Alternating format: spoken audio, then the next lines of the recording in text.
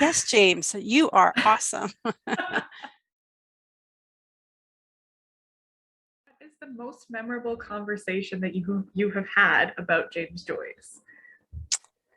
Well, obviously it was with you because, although I did know about James Joyce, the name before you started studying him, I think the most memorable conversation was when you started talking about Ulysses and you're talking about, someone named Leopold Bloom and walking in a town. And I'm like, I thought this thing was about sailors. Just I honestly I had no clue. It didn't link with me. I just guess I hadn't had enough conversations about it. So I guess I would say that that was sort of my first conversation was like confusion, and it's like, what is she talking about? Are we talking about the same thing here? And so yeah, that's my answer. That's I feel like we had a very similar experience with like that first approach to Ulysses too, because I remember I bought my first copy of Ulysses under the impression that it was just like a translation of the Odyssey, which is like Ulysses is the main character of that, and that one is Yeah, about sailing. So I was like, yeah, when you open that first page and the first words are like stately plump Buck Mulligan, and I was like, who? yeah. It doesn't sound like a sailor name to me. No, or ancient Greek name. I was like, what is this? Yeah. So anyways, that was the first conversation. It was just trying to clear up my confusion about like what was going on. I love that. So now that you've had a few more conversations about it, what is Ulysses in your understanding now? It's one day in the life of a guy named Leopold Bloom as he's walking through Dublin Mhm. on June 16th. Correct. Yeah. And sort of, I guess some of the people that he encounters, but also streams of consciousness of himself. And yeah, Wow, cool. I like that answer. That's a really good even answer. though I've never read it, that's what I've Yeah. taken from you. Awesome. Is there any other one of Joyce's works that you have read or tried to read or specifically intend on never reading? Like what's your reading experience with Joyce? Um, I haven't read, but I watched the movie The Dead. Well, Okay. I don't know if you'd really call it a movie. Well, yeah, I guess it was a movie, but yeah, watched that. Wow. What Uh, did you think of it? What was it like? it was definitely different than what I expected. I sort of, I guess I had expected something more along the lines of Dickens, Okay. when I first heard the title The Dead, I thought of you know, Christmas stories and chains rattling and people coming back from the dead. So Yeah. it's sort of, it was very different from that. But yeah, no, it was fine. Yeah, it was fine. I don't like for me, reading is more escapism. At the end Mhm. of a day, I might read a chapter, or I do read a chapter of a book at the end of the day. And I do recall picking up The Dead, or maybe you bringing it to me to have a look, and I started, and I'm like, no thanks. This is not very relaxing for my No. evening, getting ready for bed. So Gotcha. yeah, and Mhm. and like I said, it's not that it was a horrible story or anything like that. It's just for me, reading is not having to read deeply and analyze, and it's more of a relaxing thing, getting ready sort of for my next step, which is sleeping. So then it sounds like I just want to clarify this is what it sounds like you're saying to me, but that like Joyce's works kind of demand a like a close reading or demand a reading where you're aware and analyzing, trying to like Oh, think attention. Yeah. attention. Okay. From my perspective, it demands attention. It demands, maybe, sitting up straight and, having a desk and, using your finger to make sure that, you're getting every word, and then stopping every so often to be like, I wonder what he means by that. Okay. Interesting. I like that. that. And then I have another question about your experiences, because you mentioned that you watched the movie The Dead. I know, because I forced you to do it, that you've also watched the 2003 movie Bloom, which is an adaptation of Ulysses. Oh, yes. Yeah. Okay. Do you remember anything about that, or how would you compare those movies? Or what was your experience with them? The Dead, from my recollection, seemed more old-fashioned. And Bloom reminded me a little bit of Streetcar Named Desire, not the story itself, but the sort of the cinematography and that sort of thing. I was more engaged in Bloom, for sure. Who is James Joyce to you? Well, it seemed to me like he was sort of part of a rat pack, if you want to call that,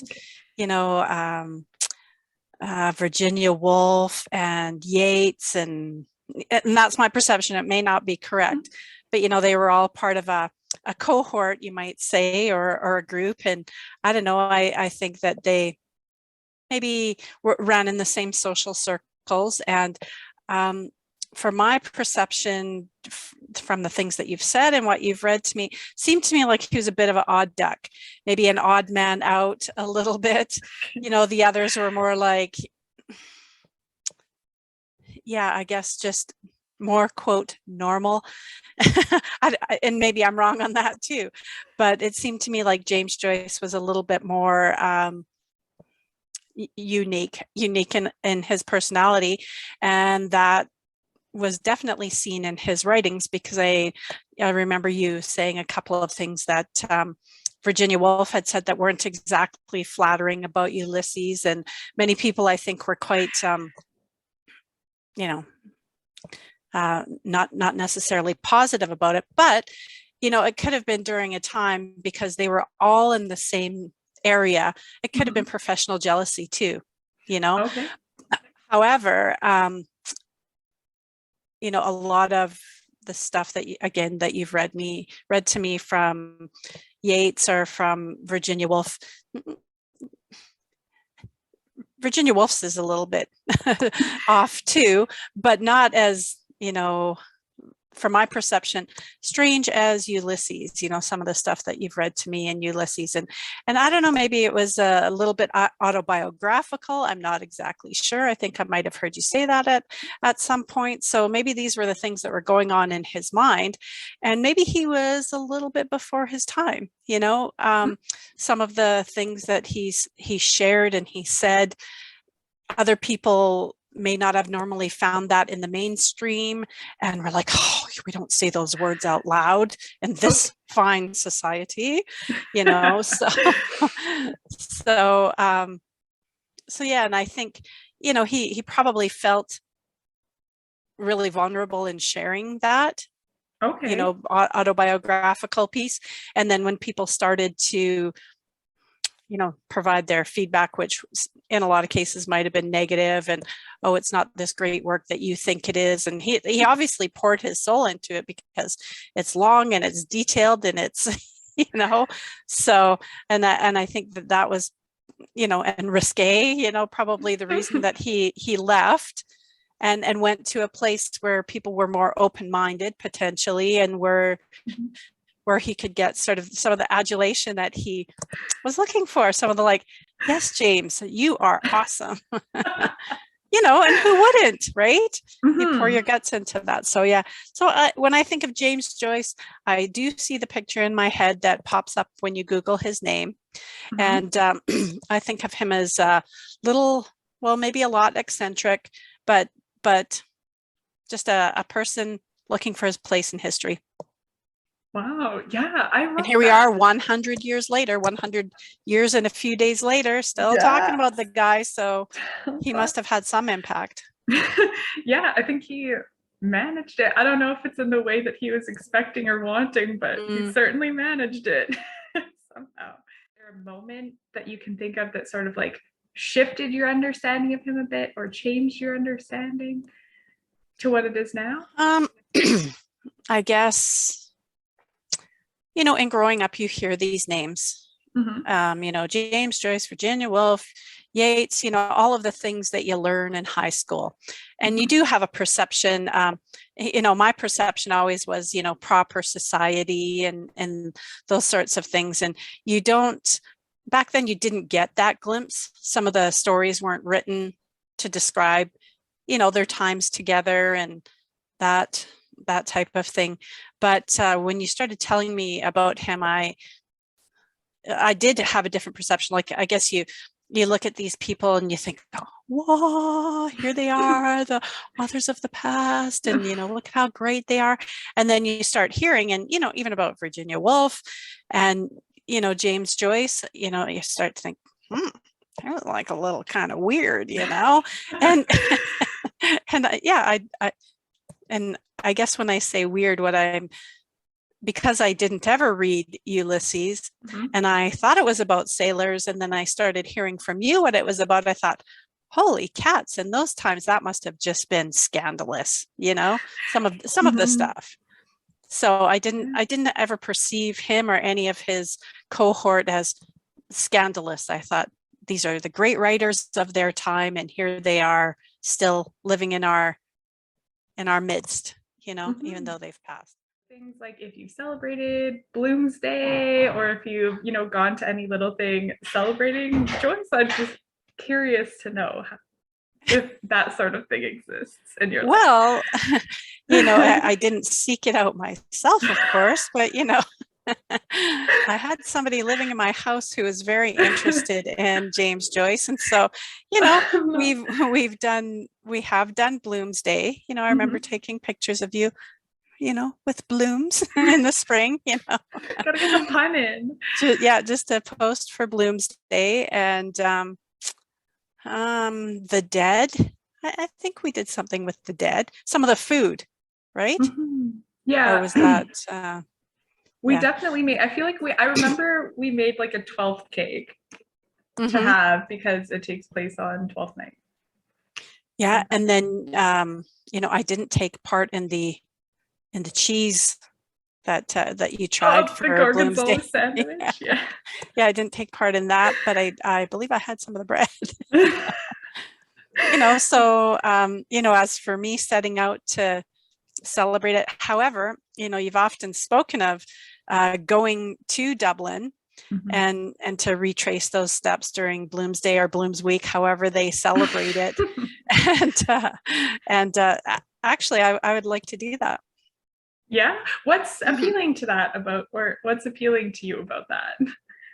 A couple of things. Of course, never been to Ireland, so that would be interesting. But now that I've been exposed to the idea of James Joyce and, you know, the story of Leopold Bloom, and I just think to see it would be very cool.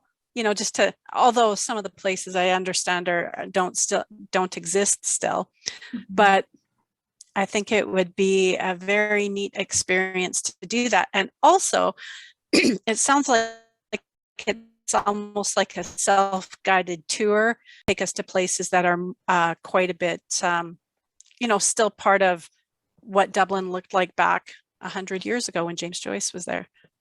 You know, and probably if there are places, there must be still places that do exist, right? That were there. Yeah. So I mean, just sort of having that feeling and thinking, oh, James Joyce was here, and probably Virginia Woolf was, and this is where they had some conversations. And you know, not like he's you know, my idol or anything, but it's just a piece in history that I guess I know and I could relate to.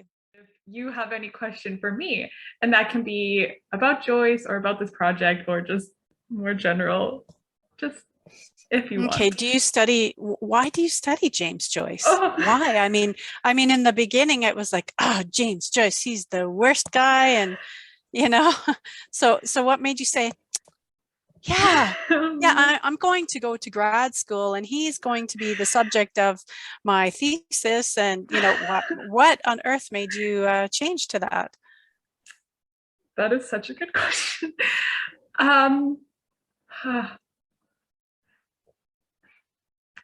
I feel like there's sort of two reasons.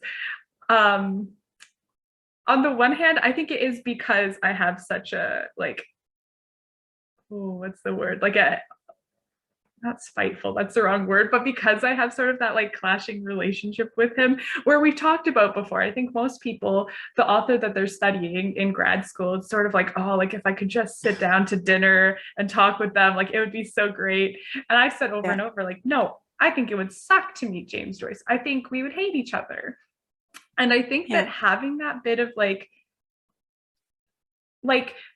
going into his work with that irreverence of not thinking that he's a great person, I think gives me sort of the space that I need to be able to talk about his work in like a critical, not just critical meaning like criticism, but in like a, you know, like thinking through it and like considering. You're not all in love with him, and so you're not putting him on this pedestal. Yes, you can look at it more critically. Yeah, I think so. And that's not to say that I think I have like an objective view of him, but I just think it's, like a space where I feel a lot that I can be a lot more like open and honest with myself. And I'm not like married to my opinions of him because I think he sucks. So I can have that freedom.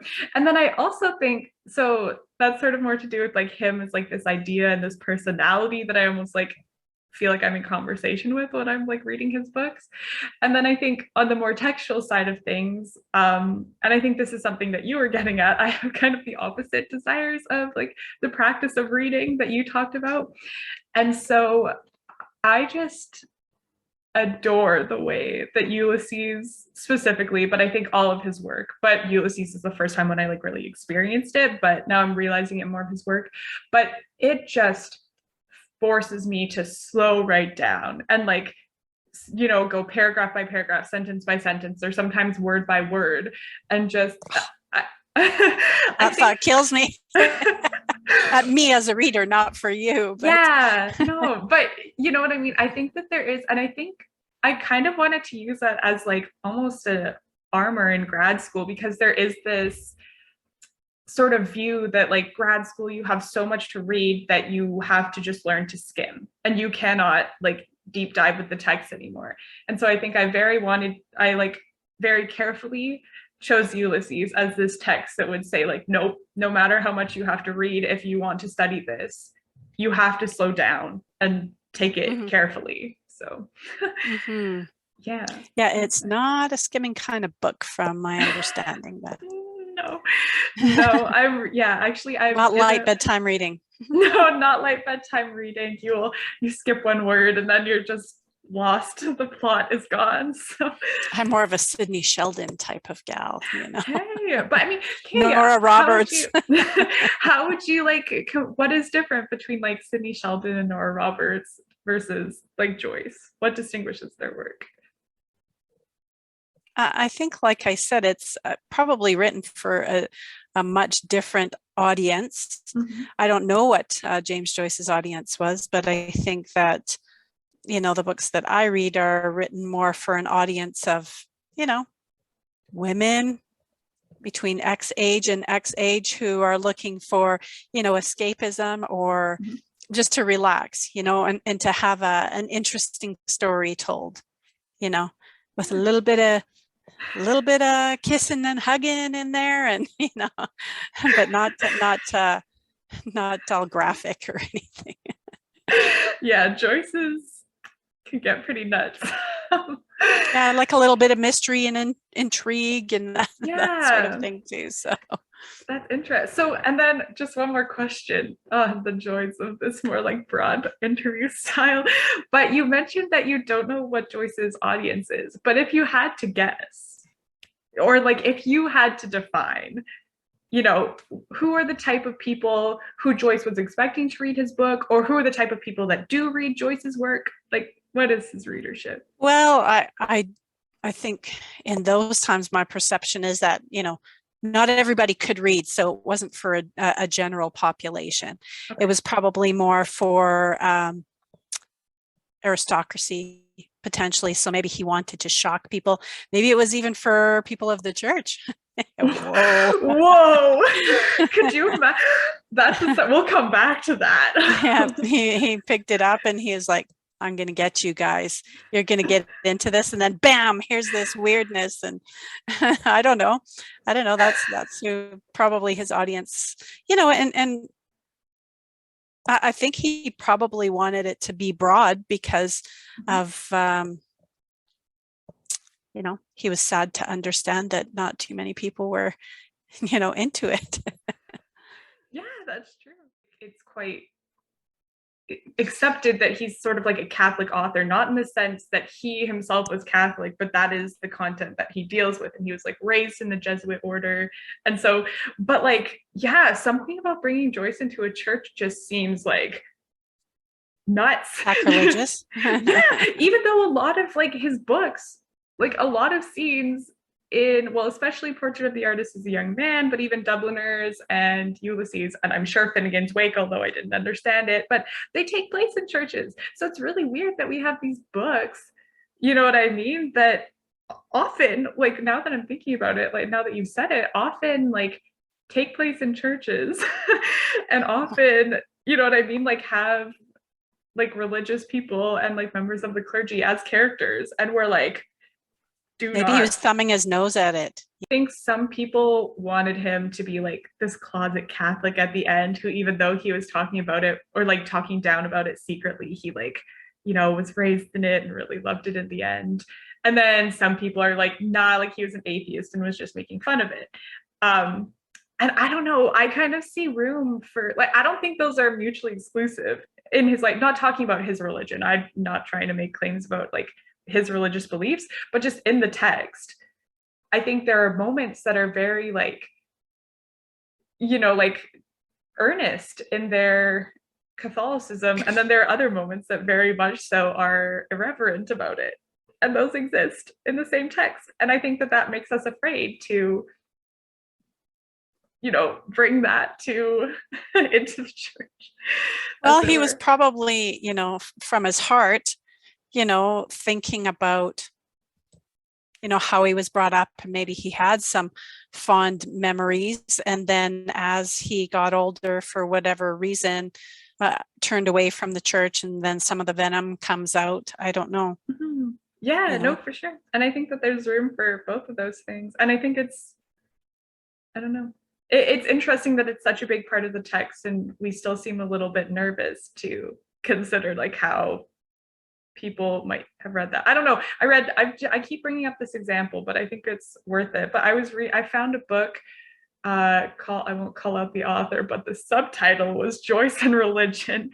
And essentially the introduction, which is often where scholars will kind of, you stake your claim for like why this project is necessary and why I'm the right one to do it. And essentially this scholar's argument was like, Catholic people can't be trusted to read Joyce because they'll just argue that he's Catholic. And so I'm the right person to write about Joyce and religion because I'm atheist. So I can like do it from this like good, like, what's the word? Objective view sort of thing. And I just, but if that person's an atheist, then how do they know how a Catholic view would? I know, that's the thing. And he was even talking about like, oh, like I was raised Catholic and I've returned to it in some of my more childish moments. And I'm like, it's fine to have that view. I think it's interesting to read Joyce through it, but to suggest that that view that like Catholicism is childish and therefore Joyce must have been atheist, to argue that that perspective is like the objective one or the one that we must, read Joyce through seems absurd. I think there's room for both. And I think that there are both in Joyce, Mm-hmm. But so, yeah, I'm glad you brought that up. It's very like difficult, interesting stuff. Yeah. No, Yeah, I wonder. Lots from his pieces to analyze and be interested in and carry on for another 100 years. Yes, I hope so. What do you think will be the most memorable thing for you from this conversation? And was it frustrating or interesting, or did it change your opinion of Joyce at all? Oh, no, it was not frustrating at all. It was very interesting. The most, I think Bloomsday, just because it, I don't know if he was a good guy, if he was a terrible guy, I don't know, but the legacy he's left is obviously something that's enduring. Mhm. And, you know, to know about him, you know, as little as I do, the thought that, you know, hundreds of thousands, I don't know how many people attend Bloomsday every year, not only in Dublin, but do, you know, provide events in their local areas as well.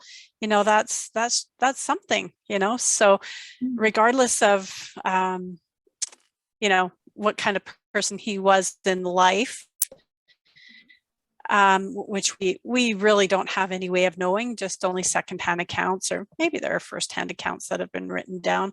I think you read me something with Virginia Woolf before, but at any rate, I just think that, yeah, I mean, obviously to endure this long, there's something there. So yeah, it interests me, the Bloomsday piece.